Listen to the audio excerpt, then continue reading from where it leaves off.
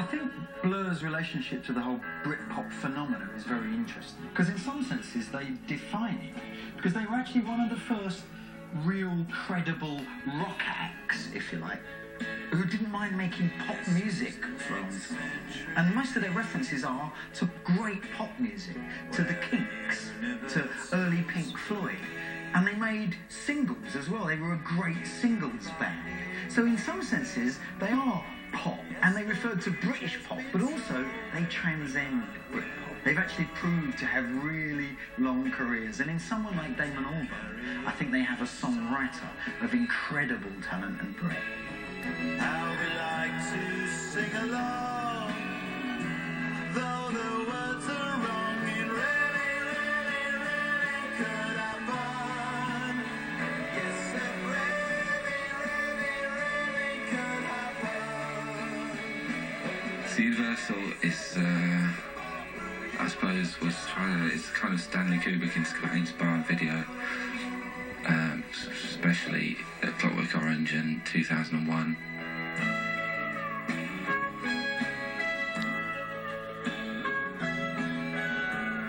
And we made it in France on our day off, so we weren't having much fun, but I think it's one of the better ones we've made.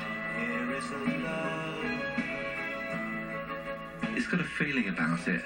The videos work best for me if they've got some kind of feel running through the whole thing, which that one I think has. It's kind of, it feels otherworldly.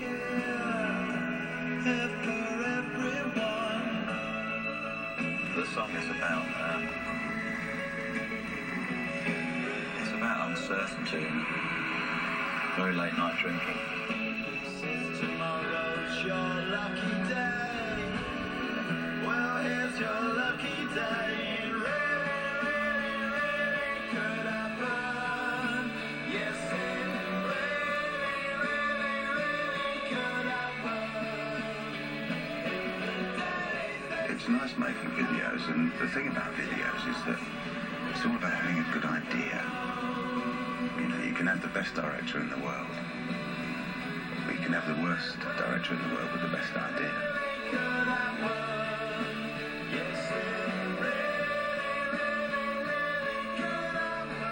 You can do two kinds of videos. You can either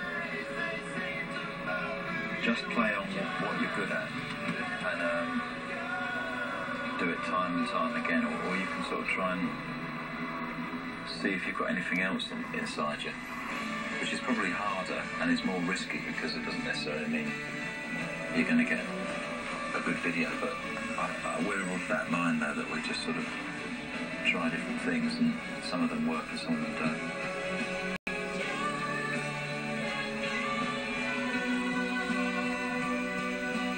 In many ways, I think Blur sometimes don't quite get it right, but that's because they will try all sorts of different things.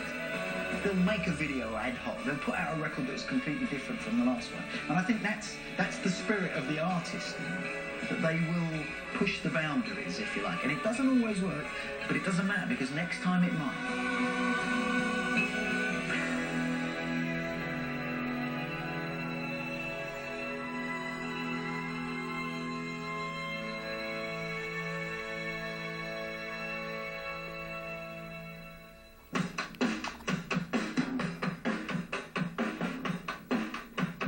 Song 2, I had no idea it was a single, and we did it in like a couple of hours, really. You know, I barely kind of noticed that we'd recorded it. It was so quick. I didn't want to release it. I thought it was just a kind of, it was one of the heavy, short songs that we'd have on the record. But I was completely wrong.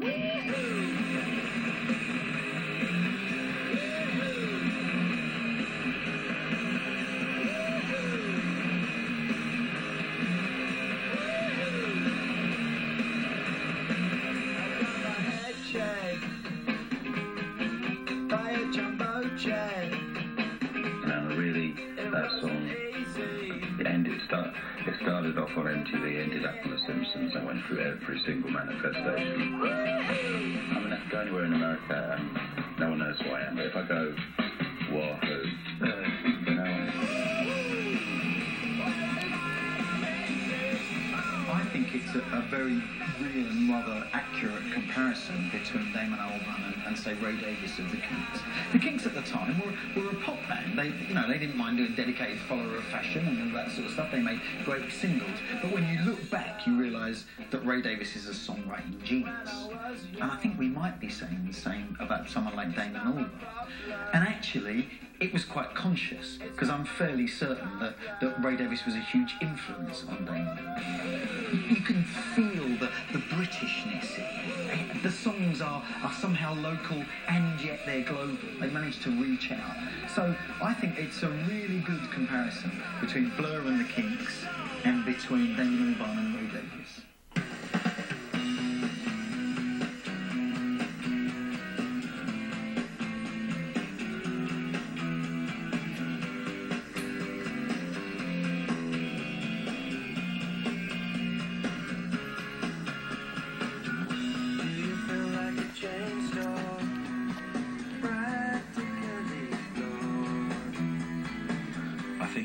Generally work better as an outfit when we think we've got something to prove. We're not very good at everyone telling us we're great. We're fuss us up a bit, really. If you haven't got a great deal to battle against in the world, then you need something.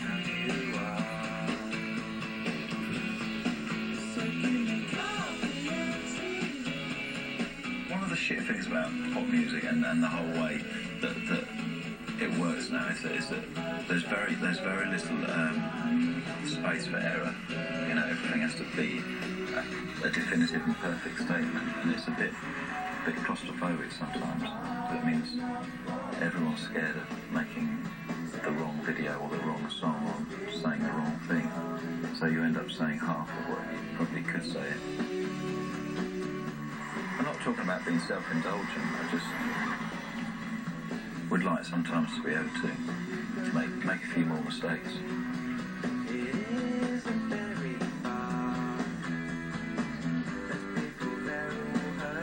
I think taking risks is actually one of the things that you associate with that, and it's one of the reasons that they've had a great longevity. And Damon Albarn has in different incarnations with the many different kind of bands that he's formed afterwards, because he will take risks, he will try new things.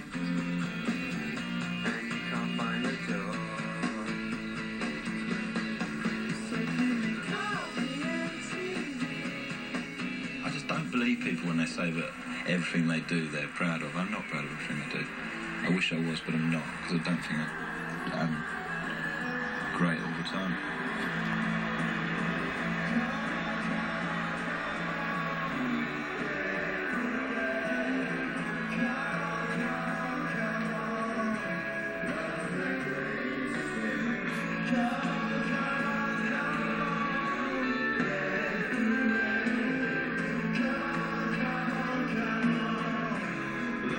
One of the things about Blur is that although they make these very clever, slightly self-conscious, quite arty records, I think, they're a brilliant live band.